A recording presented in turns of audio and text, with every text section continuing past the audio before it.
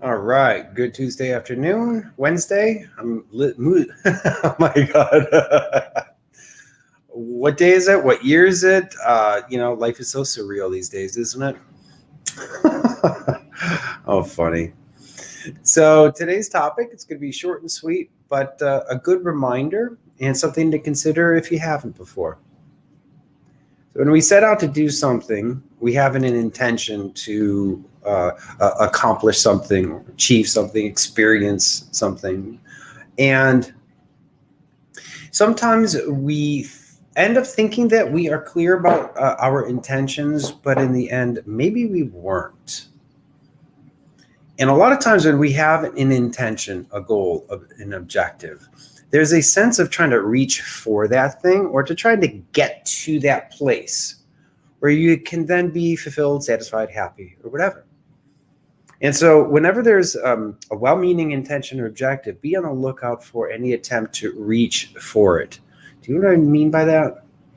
There's a little bit of a longing, a little bit of striving for, trying to move ahead. See how that feels? There's an effort kind of in the midst of that intent. So one way we can counterbalance that is to come from a place of it's already a done deal. It's something that I'm not always able to just get to, that kind of clarity. And sometimes I won't know if I'm clear. Like, do I really mean business? How can you tell when you really mean business in something that you're trying to create for yourself? How do you know? And if you have any thoughts, please do send them through the comments. And I'm curious. So this done deal way of being with things, it is a sense of certainty that I cultivate. I make it up. And it replaces a sense of, oh, I hope it works out. I hope I'm able to follow through with what I promised I'm going to do. Right? It's a very subtle thing, but if you can tell the difference between when you're acting as if it's a done deal versus this kind of little wiggle room in your commitment or your declaration of what you want to achieve. Do you know what I mean? Have you experienced where it's like you thought you meant business, but in the end, it's a little wishy-washy, a little wiggle room. And sometimes we state our intentions, our commitments, our promises, but they're conditional. They're based on, well, if everything goes my way, or if such and such happens, or if that person follows through, or whatever. We put our conditions, so many conditions on what we want to achieve. And that seems reasonable. But my suggestion here is to play a game a little bit here. In the midst of your doubts, fears, wonderings, like, is it even possible? Is this going to happen? Am I going to follow through? Am I going to get the results I want? Et cetera, et cetera. In the midst of that, just notice. And then choose. There is a difference between this very subtle feeling. A lot of these things that I'm talking about are very, very subtle. And it does not make my job any easier in talking about this stuff. So I'm always looking for ways to demonstrate and to have people experience the ideas that I'm talking about. So I can only do my best in trying to speak to the subtle, the tiny whispers, those little nuances, little nudges, little things that happen in our minds and bodies throughout our day as we're doing our day. Oh, I see when my blood goes Alex Trebek was life in jeopardy. Okay, I don't know why you're commenting like that, Jimmy John. I don't know if what the topic is for you, but okay. Anyway, so notice, practice, play with the difference between, yeah, I would really like to, blah, blah, blah, blah, blah. Yes, I plan on, yes, I'm going to start working out tomorrow, or I'm going to quit this, or I'm going to go on a diet, or, typical stuff like that, or whatever your objective is. And notice if there's any wishy-washiness, any longing, striving for, or reaching for, or like sense the distance between what you want and where you are right now.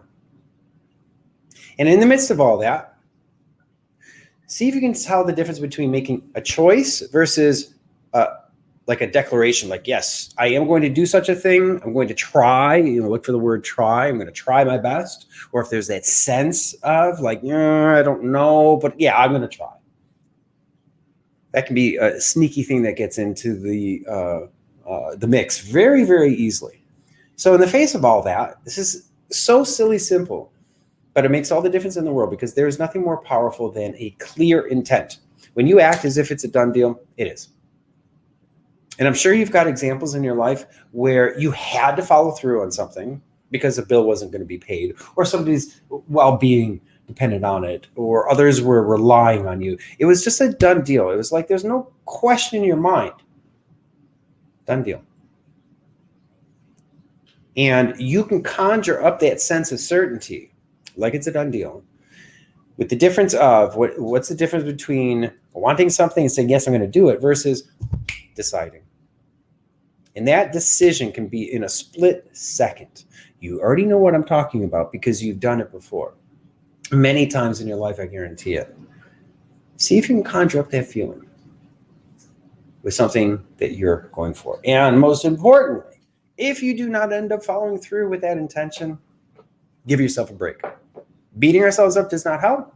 Judgment does not help. In my opinion, it exacerbates the perpetuated procrastination or paralysis of analysis. All sorts of different ways of expressing it. But we end up making life much, much, much, much harder by using what I call the judgment model. Good, bad, right, wrong. Have to, should, must. If I do good things, then I'm a good person. If I do bad things and I don't follow through with my word and et cetera, then I'm a bad person, weak person, whatever, whatever, whatever. That's all the judgment model. And we've all been given that judgment model, and it's just what shows up. It's just assumed, yes, that's good. Oh, that's bad. Well, that's overly simplistic in my view. That's not reality. And, good people doing good things, does that mean good things are going to happen to you? Not necessarily. Do I know of quote unquote bad people who have all sorts of good stuff happening to them? Yes, I do.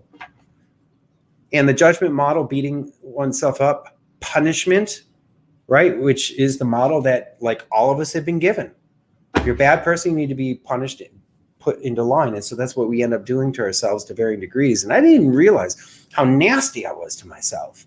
What's wrong with you, Carl? Why can't you blah, blah, blah, blah, blah, blah, blah?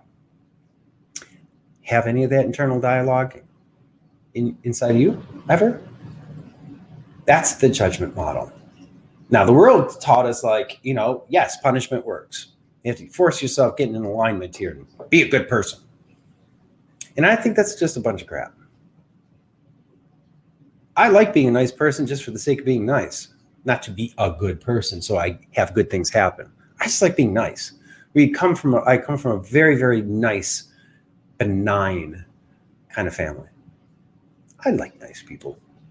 We need more of us. That's what I'm going to say. So, judgment. Sucks. Doesn't work. Least effective way to create change, in my view. As a matter of fact, it's the very thing that keeps us stuck. It's amazingly powerful how judgment can ruin the quality of our lives and the experience we have in our daily lives. It's amazing how judgment can mess so much up. And look at judgment of people on the other side in the world of politics, this artificial separation of us versus them kind of thing. It's all made up crap. In my view, it's made up crap. 99% of everything we have in common with other human beings. We all want to feel safe, loved, have food, shelter, et cetera, et cetera, et cetera. And I could build a list of 200-300 different things that we all have in common together. And yet it's just that one little tiny difference that we will then wage war on that other, that seeming enemy, nemesis, adversary. It's amazing. So we do it to other people. We do it to ourselves. How well is that working? And I'm not impressed.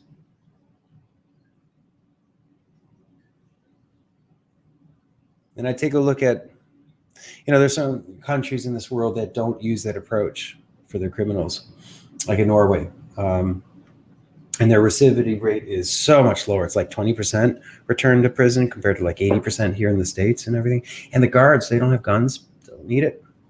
There's no violence, there's no rape, there's no nothing. It's actually a rather inviting environment, but they still heal under that form of quote unquote punishment, being separated from the people they love and whatnot. And then there's this African tribe, a Membe tribe.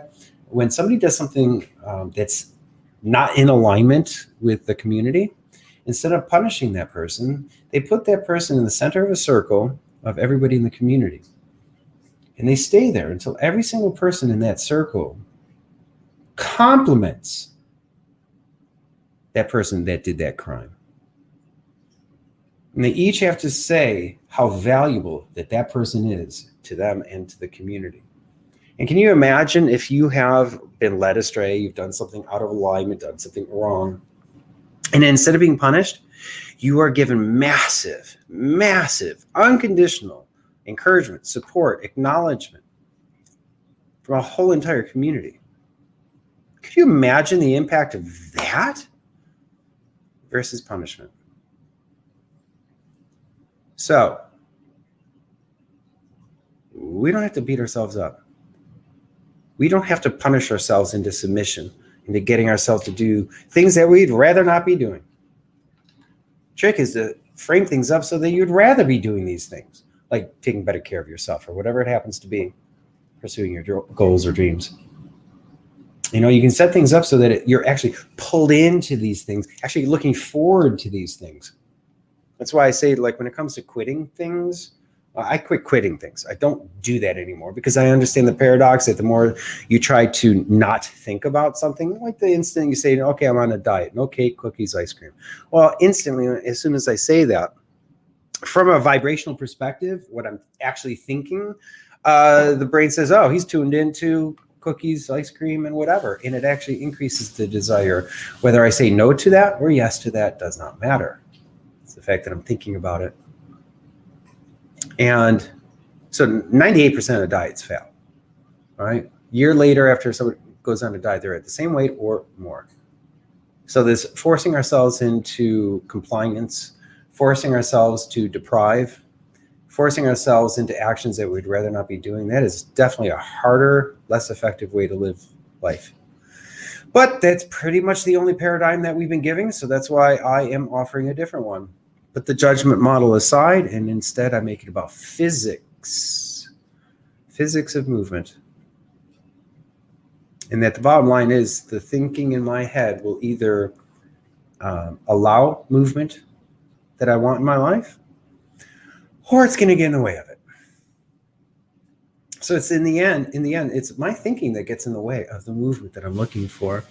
It's not the lack of discipline or willpower. I'm a weak person or a bad person, or there's something wrong with me. It's just all typical stuff.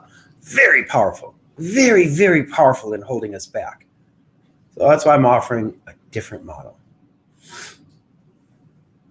And it's a model based on physics of movement where you can tell instantly through your body and through about a dozen other things, whether your mind, your thoughts, who you are being in the moment is an open channel for the moving forward in the goals or whatever you want to experience in life, or I can tell instantly based on physics if I'm getting in the way of it.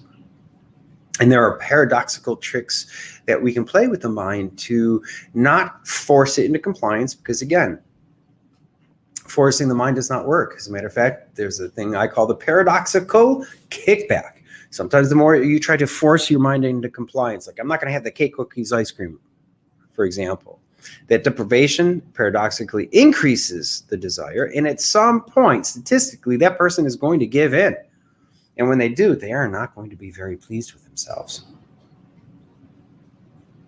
And that beating themselves up makes them feel worse. So then they will go do that behavior that they feel so bad about. They're going to do it again, even for just a temporary relief.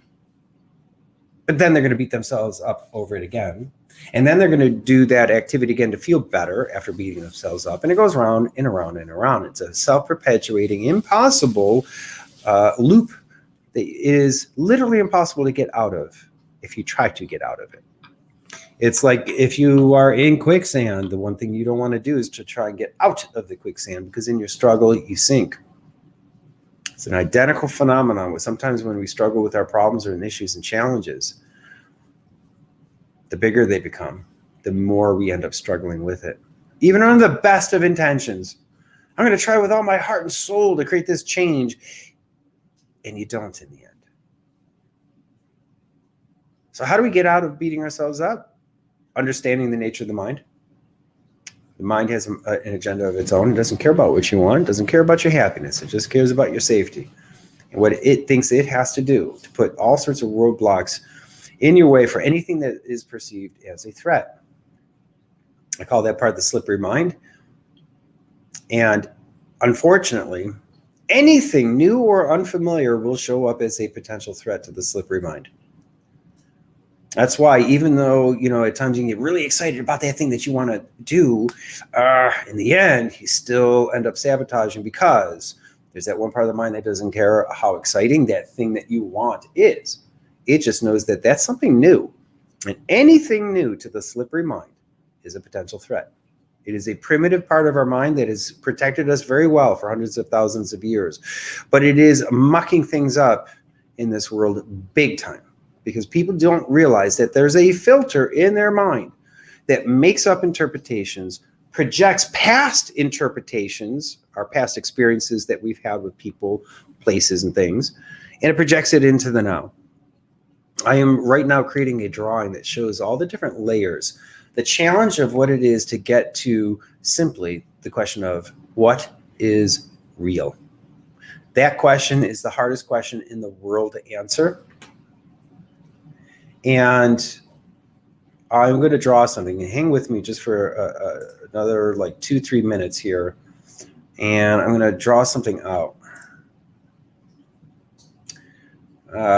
This is a new program here, and I'm having trouble learning how to use this thing. So I'm going to use something else for now. Where is it?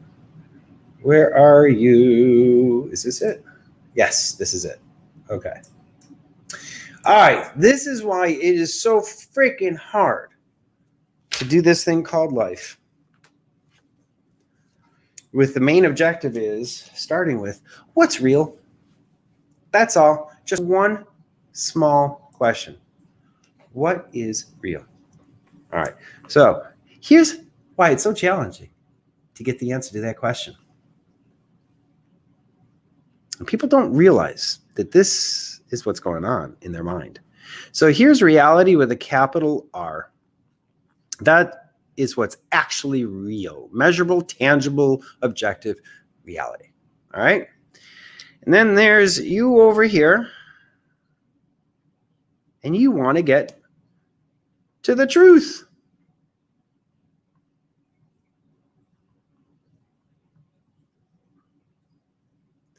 Here's the challenge with that. I've spoken about the slippery mind. And my little symbol for that is capital M for mind and then S _ for slippery mind. It creates the judgments of good, bad, right, wrong. It labels, it assumes, it prejudges, it projects its filter interpretation of what's going on in the moment. So that's the slippery mind and its interpretation. So that's one layer. Picture this like a barrier kind of thing, or it could be like circling you all around you, like a bubble kind of thing. And reality is out here. And how can actual objective reality get to you? How is that perceivable? Well, it's really freaking hard because, first of all, you've got your slippery mind filter that's constantly flavoring the experiences. Like when you meet somebody for the first time, it's the slippery mind that it says, oh, that reminds me of that other person, and that other person was an asshole. And then that past interpretation of that other person gets projected onto that new person that you're talking to in that moment. Ever have that happen to you? Yes, you have. As a matter of fact, every single time you are in the midst of people, this is happening 24/7. You're driving down the car, you're walking down the street, you see people in the distance, your mind, slippery mind, is constantly projecting. Does that person look familiar based on how they are dressed, how they talk, their body posture, how they're walking, everything. The mind will quickly analyze, oh, that looks like that type of person. Oh, okay, stay away from that person. when in reality, we don't know who they are. They're a complete stranger. So that's just one filter. Ready for this? All right. So in cognitive science, there are up to 98 cognitive biases. And I'm going to make that as a big bubble or filter that reality has to work through. Not to mention that on a physiological level, you've got all sorts of filters too, because let's say you've got light waves coming through, right? And it's got to go through this filter and then it's going to go to your eyes, right?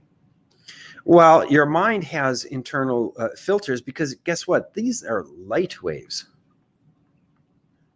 They have to then get turned into electric waves in the mind through the optic nerve, right? When the light waves hit your eyes, they go into the back of your eyes, the rods and cones that turn that then into an electric signal that gets processed by your mind in different places. And then it projects the interpretation inside the movie screen in your head. So as you're looking out, you're not seeing anything out here. You're seeing an interpretation of what's out here, in this case, the light waves or sound waves or anything. We're never, ever, ever, ever getting the raw experience of life itself. It's always, unfortunately, through multiple filters, whether it be our senses. So that's another layer, and how our mind interprets the information in the form of waves coming in. So those are just a few of the many internal filters, right?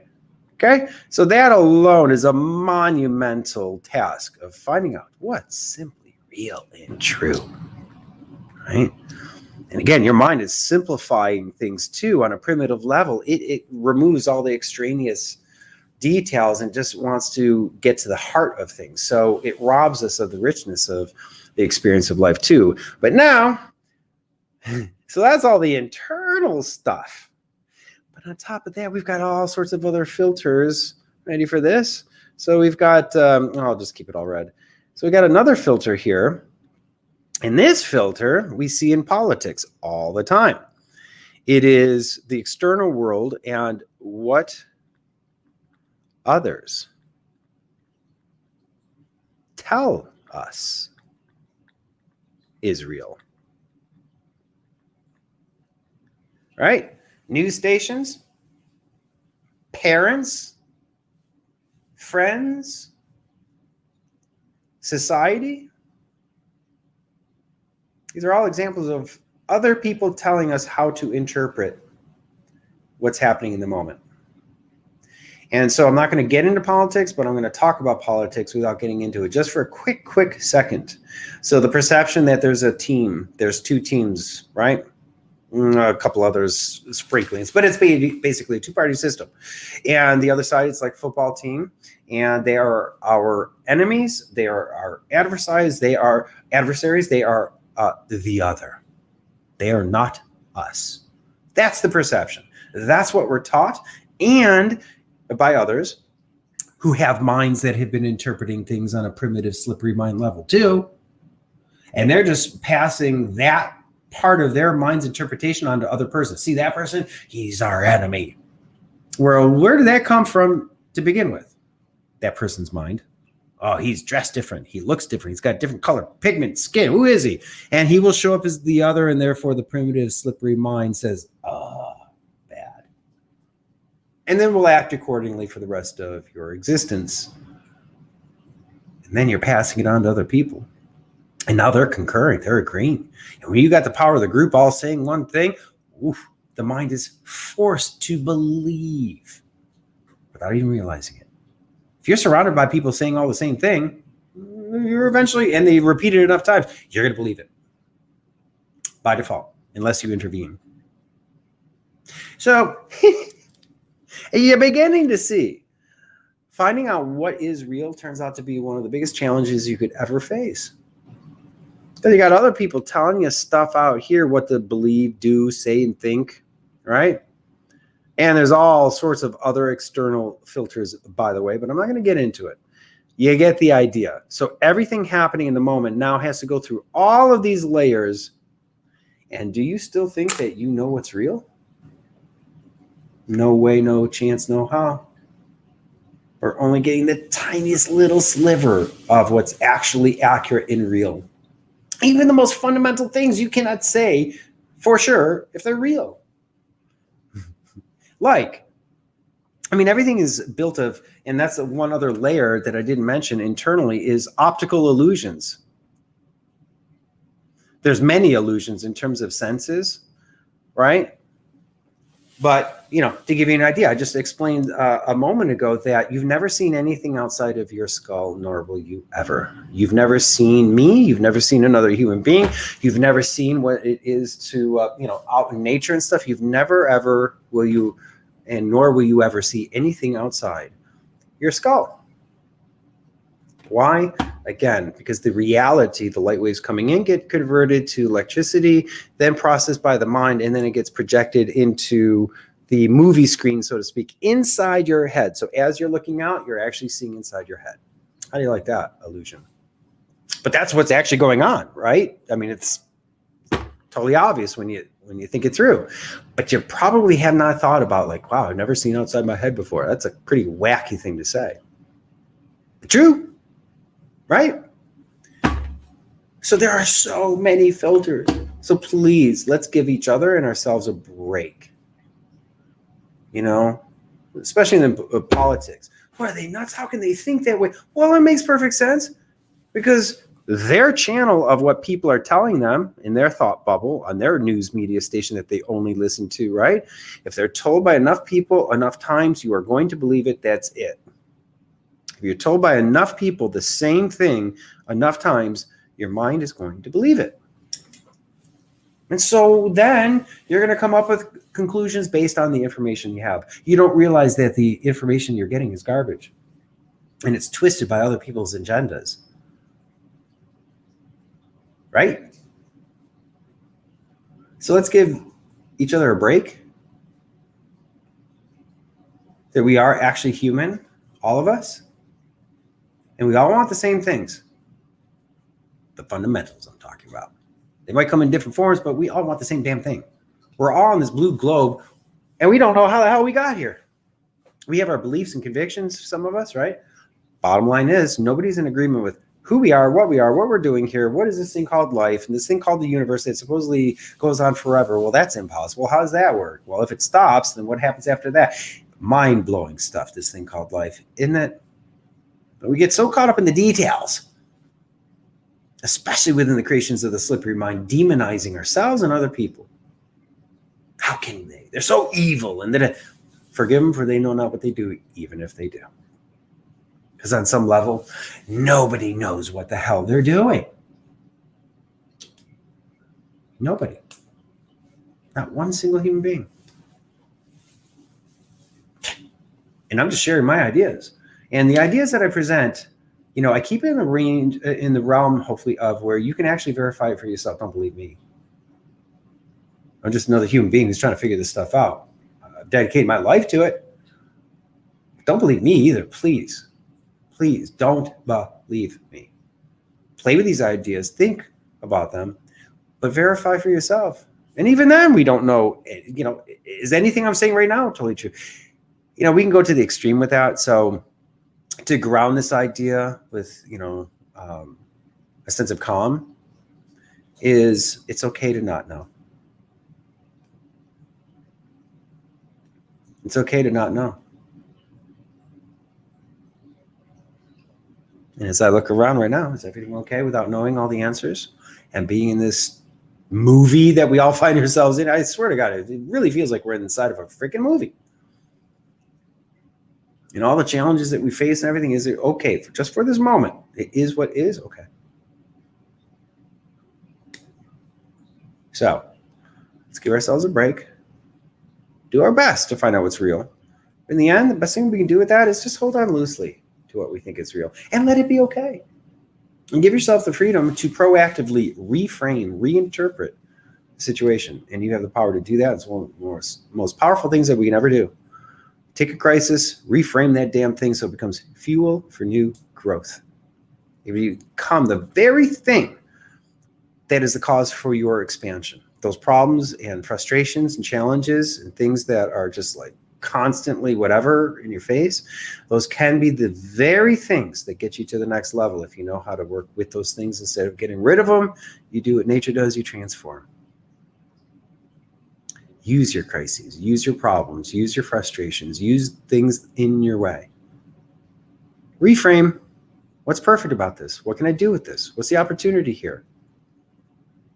Very powerful questions, but you got to be willing to play here and question reality. So there you go.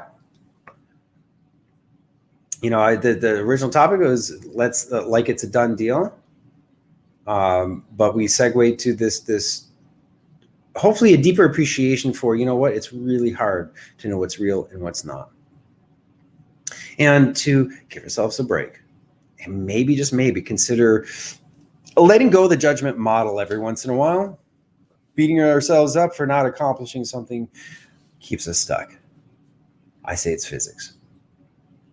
Again, give yourself a break, man. You see how hard it is to get to reality? What's accurate? You get it?